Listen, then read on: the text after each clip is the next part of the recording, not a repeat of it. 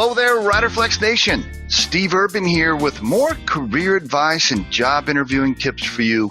And as a quick reminder, if you enjoy our podcast, please remember to subscribe to our channel and like the episodes. Today's podcast really is advice on relationship building with your team members. In this specific example, relationship building and mentoring for people that work for you, people you supervise. I want to share a personal story with you today on a great example of how to lock an employee in for life. How do you get that person to be loyal to you and the company and follow you forever, right? How do you build loyalty and trust and get them to basically, jump through rings of fire for you? Here's a true story. I'm not making any of this up. Personal story I'll share with you.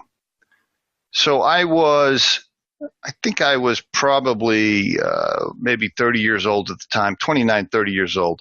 I can't quite remember. And I had gone through a divorce recently, a tough time in my life. I actually hid that from my boss at the time. My boss's name was Dave, one of my greatest mentors of all time, special person in my life, taught me a lot about not only work and how to supervise people, but just life lessons. I hid this divorce from Dave for as long as I could because I didn't want him to think I was, I didn't want him to see weaknesses in my performance and think it was tied to the divorce. I didn't want him to look negatively upon me or start to worry about my performance because I was going through this personal situation. So I hid it from him for a long time. Eventually, he found out. I think he found out through some of my other colleagues that knew. And he had approached it with me a couple of times on the road when we were together, and I confided in him, and he was there for me emotionally, and I was able to speak to him about it on several different occasions. So he knew what I was going through. Now, he also knew that when my wife had left, that she wiped me out at the time. I was living in this was the late 90s. I was living in a little tiny trailer house down in South Texas, and my wife at the time had wiped me out, and I literally had nothing. And I'm not joking you. I think there was a mattress on the floor that I had pulled out of our old shed because we had thrown it out. And I had pulled that inside after my wife left, and I had that mattress on the floor, and that was about it.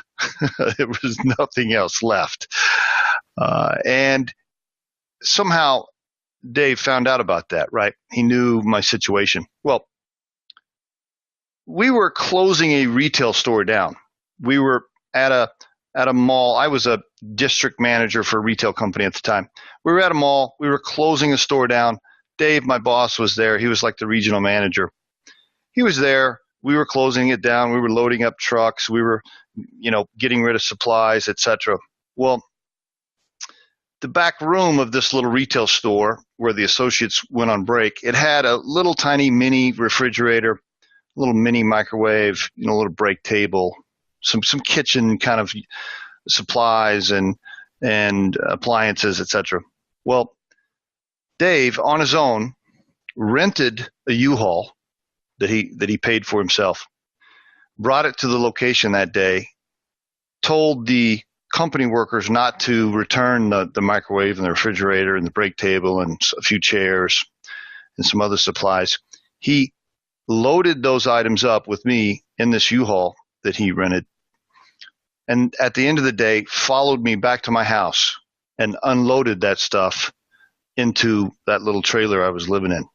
It was the first set of furniture that I had after my divorce. And I'm actually trying to do this podcast without choking up.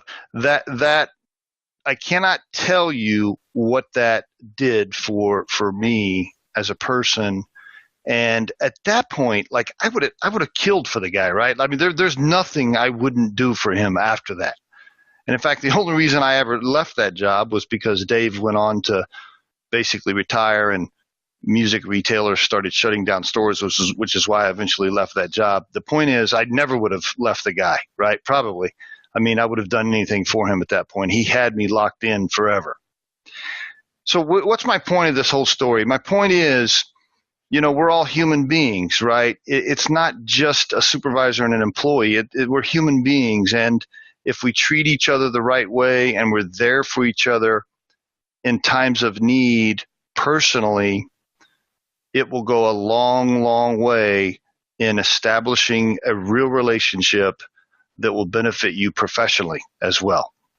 So remember that. Remember that when you have a chance to do something for somebody that you work with outside the lines of the professional piece, when you can be there for them in times of need personally, it really will make a difference in their life.